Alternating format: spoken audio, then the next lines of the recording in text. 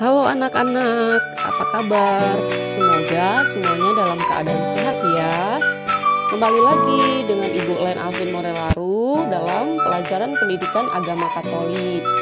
Pada pertemuan kita kali ini, kita akan bersama-sama membahas tentang lingkungan turut mengembangkan diriku sebagai perempuan atau laki-laki.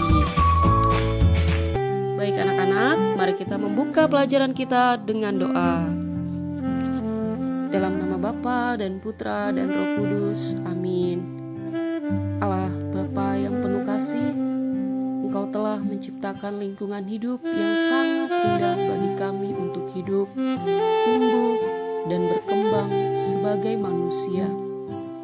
Bimbinglah kami selalu agar kami selalu menjaga dan melestarikan lingkungan hidup ini untuk perkembangan diri kami dan sesama demi kemuliaan-Mu kini dan sepanjang masa. Amin. Dalam nama Bapa dan Putra dan Roh Kudus. Amin. Anak-anak, sekarang mari kita bernyanyi bersama lagu Anak Gembala.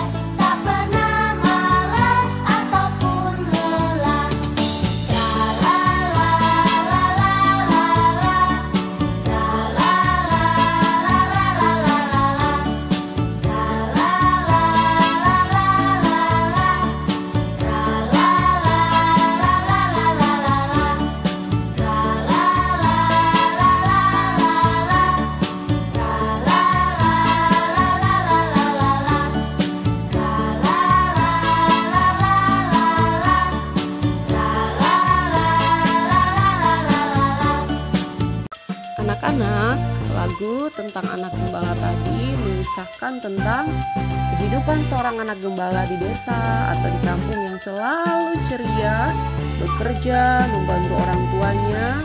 Untuk apa tadi? Mengembalakan hewan ternaknya. Oleh karena lingkungan alam yang subur dan hijau, si anak gembala dapat memberi makan hewan ternaknya dengan baik. Nah, sejak kecil anak gembala ini sudah belajar menjadi orang yang bertanggung jawab dalam pekerjaan yang dipercayakan orang tua kepadanya. Anak-anak, tahukah kalian bahwa setiap daerah itu memiliki tradisi atau kebiasaan yang merupakan warisan nenek moyang secara turun-temurun? Ada apa saja? Ada tradisi syukuran atau selamatan panen dari kalangan petani. Ada tradisi selamatan melaut untuk para nelayan. Dan ada pula tradisi pawai pembangunan dari kalangan masyarakat kota. Setiap daerah juga memiliki lagu daerah yang menggambarkan kehidupan masyarakat, keindahan alamnya, dan masih banyak lagi. Ada juga permainan baik yang tradisional maupun modern untuk anak laki-laki dan untuk anak perempuan. Bahkan ada jenis permainan yang dapat dimainkan bersama-sama dengan anak laki-laki dan anak perempuan, seperti permainan petak umpet. Pernah kan kalian memainkannya? Permainan yang biasa dilakukan oleh anak laki-laki misalnya perang-perangan, gasing, kelereng, dan lain-lain. Lalu untuk anak perempuan biasanya bermain menggendong boneka, masak-masakan, dan masih banyak lagi yang lainnya. Anak-anak, ternyata jenis permainan itu dapat dilihat berdasarkan struktur geografis, yaitu jenis permainan anak kota dan permainan anak desa.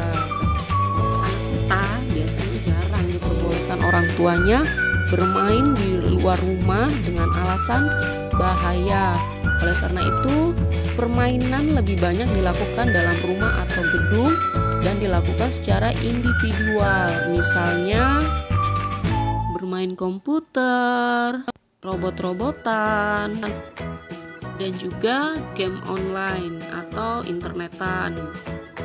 Lain halnya dengan permainan anak kota, anak desa itu biasanya lebih bebas bermain dengan teman-teman sebayanya.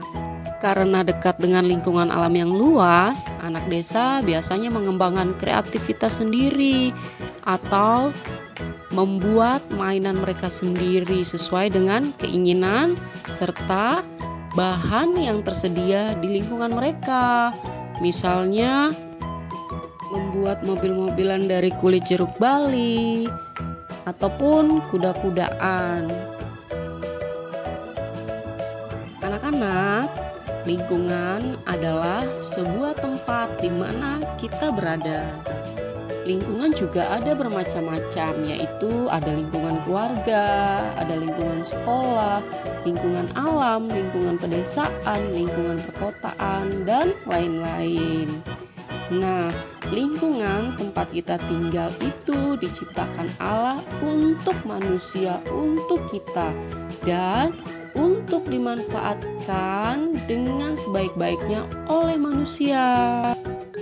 Anak-anak yang terkasih, lingkungan tempat kita tinggal sangat mempengaruhi perkembangan watak dan perilaku kita. Nah, contohnya dalam lingkungan keluarga, kalau keluarga itu selalu rukun, damai, menyenangkan, maka akan membentuk watak dan perilaku anak-anak yang sabar, tekun, dan juga menyenangkan pada umumnya. Begitu sebaliknya, kalau keluarga itu sering bertengkar, kurang harmonis, nah akan membentuk watak atau perilaku anak yang keras juga, mudah marah, dan lain-lain. Anak-anak ibu yang terkasih, sekarang mari kita melihat pandangan kitab suci tentang pengaruh lingkungan bagi perkembangan pribadi seseorang. Ibu bacakan ya teks kitab sucinya. Silakan anak-anak menyimak cerita yang ibu bacakan. Allah menciptakan manusia pertama. Diambil dari kitab Kejadian bab 1 ayat 26 sampai 31. Berfirmanlah Allah, baiklah kita menjadikan manusia menurut gambar dan rupa kita, supaya mereka berkuasa atas ikan-ikan di laut dan burung-burung di udara, dan atas ternak, dan atas seluruh bumi, dan atas segala binatang melata yang merayap di bumi. Maka Allah menciptakan manusia itu menurut gambarnya. Menurut gambar Allah diciptakannya dia, laki-laki dan perempuan diciptakannya mereka. Allah memberkati mereka, lalu Allah berfirman kepada mereka, beranak cuculah dan bertambah banyak. Penuhilah bumi dan taklukkanlah itu. Berkuasalah atas ikan-ikan di laut dan burung-burung di udara, dan atas segala binatang yang merayap di bumi. Berfirmanlah Allah, lihatlah, aku memberikan kepadamu segala tumbuh-tumbuhan yang berbiji di seluruh bumi dan segala pohon-pohonan yang buahnya berbiji. Itulah akan menjadi makananmu. Tetapi kepada segala binatang di bumi dan segala burung di udara dan segala yang merayap di bumi yang bernyawa, kuberikan segala tumbuh-tumbuhan hijau menjadi makanannya. Dan terjadilah demikian. Maka Allah melihat segala yang dijadikannya itu sungguh amat baik. Jadilah petang dan jadilah pagi. Itulah hari ke-6. Anak-anak ibu yang terkasih, dari teks kitab suci yang kita dengarkan, ternyata alam lingkungan yang terdiri dari hewan, tumbuhan, air, udara, matahari, bulan, bintang, dan sebagainya diciptakan Tuhan bagi hidup manusia. Nah, Adam dan Hawa sebagai manusia laki-laki dan perempuan pertama dianugerahi keunikan yang lebih khusus, lebih unggul daripada makhluk ciptaan yang lain. Yaitu apa?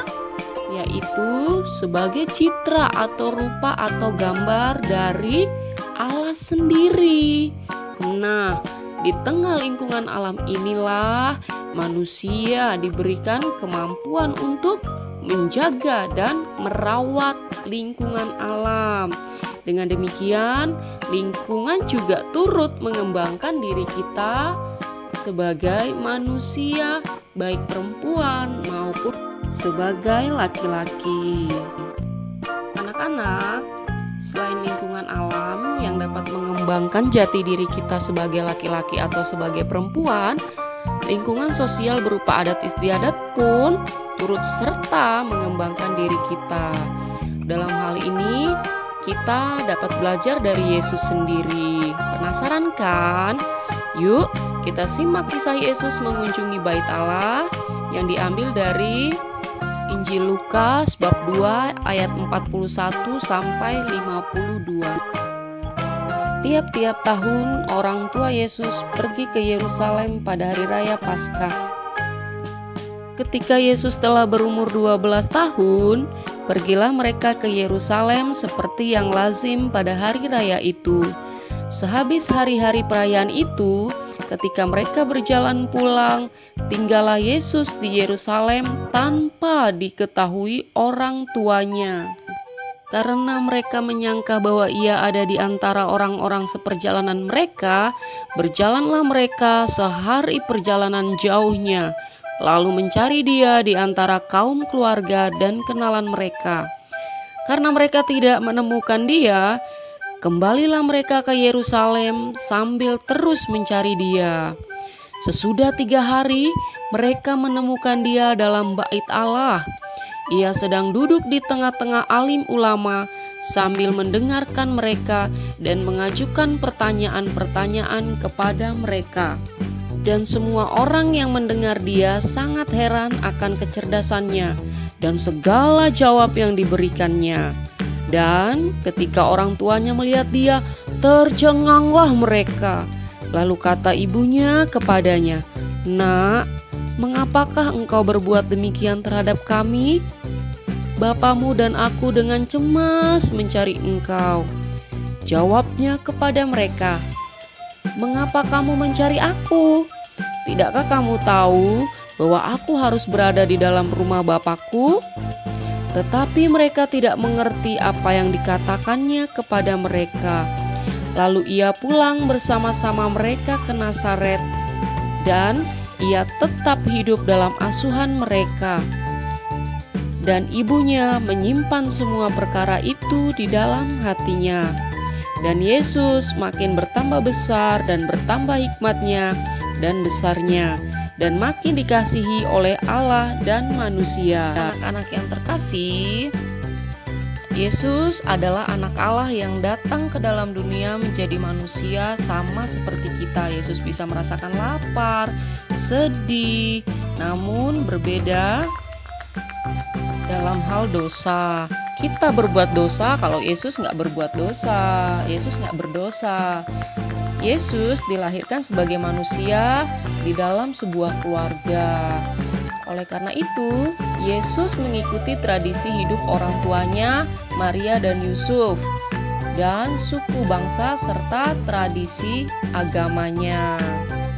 Pada usia 12 tahun, ketika Yesus bersama keluarganya pergi ke bait Allah, Yesus malah tertinggal di bait Allah ketika keluarganya harus kembali ke Nazaret karena Yesus begitu asik berdiskusi dengan para alim ulama. Kedua orang tua Yesus mencari Yesus dan mereka menemukan dia sedang duduk berdiskusi dengan ahli-ahli Taurat di dalam bait Allah. Dan ketika orang tuanya mengajak Yesus untuk kembali ke rumah mereka, Yesus taat dan hormat kepada orang tuanya. Yesus nggak ngebantah. Yesus yang sudah tahu tentang panggilan Bapa di dalam dirinya untuk melayani manusia, tetap menaruh hormat kepada kedua orang tuanya. Yesus tidak memutuskan sendiri untuk tetap berada di bait Allah, tetapi memilih untuk kembali bersama keluarganya. Yesus tetap berada di bawah asuhan kedua orang tuanya karena dia menaruh hormat kepada mereka. Kenapa harus menaruh hormat kepada kedua orang tua? Karena Yesus sadar orang tuanya adalah tudung rohani yang ditetapkan oleh Allah bagi hidupnya. Nah, ketika Yesus menghargai otoritas orang tuanya, maka hikmat Yesus semakin bertambah dan dia semakin dikasihi oleh Allah juga manusia. Anak-anak ibu yang terkasih, apa pesan yang dapat kita ambil dari Yesus? Nah, pesan yang dapat kita ambil dari kisah Yesus tadi adalah rajin berdoa, rajin ke gereja, mengasihi dan menghormati orang tua kita. Dan kesimpulan dari materi kita hari ini adalah bahwa alam lingkungan diciptakan Tuhan bagi hidup kita. Maka apa yang harus kita lakukan? Tentu kita harus atau patut bersyukur atas semua yang Tuhan ciptakan. Dan yang kedua, anak-anak harus ingat bahwa lingkungan, baik lingkungan alam maupun lingkungan sosial, sangat mempengaruhi perkembangan kepribadian seseorang. Baik anak-anak ibu yang terkasih, itulah isi dari materi kita hari ini. Semoga anak-anak semua dapat memahaminya ya. Anak ibu yang terkasih, ada tugas untuk kalian kerjakan di rumah. Semangat ya, meskipun banyak tugas. Tugas yang pertama, tuliskan rasa syukur atas anugerah Tuhan, atas lingkungan yang sangat bermanfaat bagi hidup anak-anak, juga bagi hidup sesama. Ungkapan syukur anak-anak dapat dalam bentuk doa, puisi, cerita pendek, gambar, atau yang lainnya. Dan yang kedua, ibu minta anak-anak untuk mengerjakan lembar pengetahuan 2, halaman 10-11 Romawi 1 dan 2. Untuk tugasnya dikerjakan di kertas portofolio dan dikumpul ke sekolah paling lambat pada hari Kamis tanggal 13 Agustus 2020. Anak-anak, mari kita berdoa untuk menutup pembelajaran kita pada hari ini. Dalam nama Bapa dan Putra dan Roh Kudus. Amin. Tuhan, kami bersyukur kepadamu atas hari ini. Kami boleh melakukan pembelajaran dari rumah dengan baik. Bantulah kami untuk memanfaatkan lingkungan tempat kami tinggal dengan sebaik-baiknya demi perkembangan diri kami dan demi kemuliaan-Mu. Amin. Dalam nama Bapa dan Putra dan Roh Kudus. Amin.